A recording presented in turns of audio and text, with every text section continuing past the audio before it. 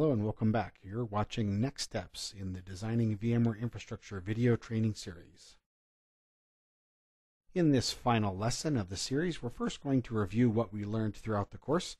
Then I'm going to discuss what's next for you on the certification track, and finally, I'd like to solicit some feedback from you on this course. We covered a wide range of topics throughout this course, so let's take a quick moment to review and talk about what we learned. We started out with talking about designing vSphere environments in the real world. What does it mean to design a vSphere environment? Who designs vSphere environments? These are vSphere architects. We discussed the role of an architect, the components of a design, and I also showed you a couple of documents that are examples of vSphere designs. From there, we moved into understanding vSphere design terminology, where I introduced you to a few terms that you may not have heard of before, including what we call the design factors, the requirements, the risks, the constraints, and the assumptions. Following that, we looked at how we go about determining the design factors by gathering the necessary information, performing assessments of the environment, defining the requirements, and then using the requirements to identify risks, constraints, and assumptions. Once the design factors were determined, we moved into a series of lessons on logical designs. We first started out with a discussion of logical versus physical designs in the section on defining a logical design. We talked about the role of the logical design and the importance of mapping service dependencies, as well as looked at the components of a logical design. From there, we had separate lessons with each of the components of the logical design, starting with a logical compute design. That included information such as determining the values that are included, such as the aggregate number of CPU cycles or the aggregate amount of RAM. And we looked at a couple examples of logical compute designs. Next up, we had the logical network design and how we go about defining a logical network design, including describing the virtual and physical network topologies that are included in a logical network design. Next up, we talked about logical storage designs and again discussed how we go about calculating the values that we need to use in a logical storage design, such as IOPS, throughput, capacity, and more. From there, we talked about building security into your logical design, security requirements, security solutions. Then moved into backup and availability. What are some of the backup and availability solutions? How do we identify the requirements that will drive backup and availability solutions? And then evaluating the solutions based on the requirements.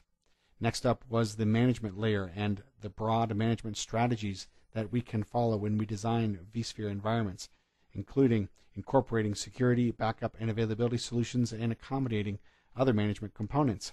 Next, we had a key transition point in the course, and that was moving or transitioning from logical designs to actual solutions.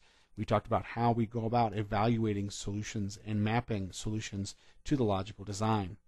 And from there, we moved into physical design discussions, such as creating a physical storage design, looking at the key decisions that are involved, choosing the solutions, incorporating advanced technologies or VMware technologies, such as storage I/O control, storage DRS, or others. And finally, we looked at, within the physical storage design, analyzing for design impact, something we've been discussing all along, but brought to a focus as we move now in the final stages of the design process.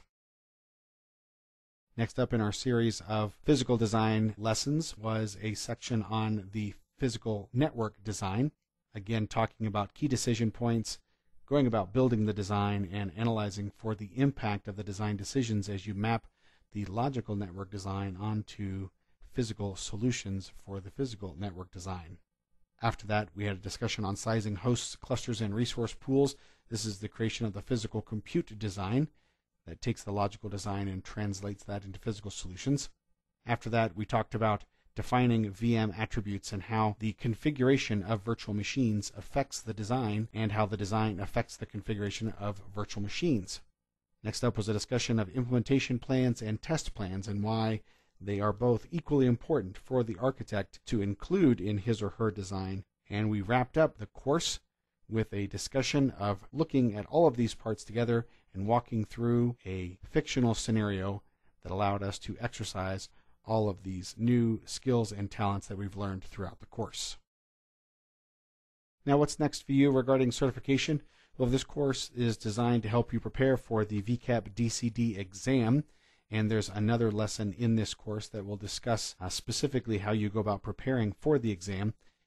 Should you be successful in achieving your VCAP DCD, the next step for you would be your VCDX, or your VMware Certified Design Expert.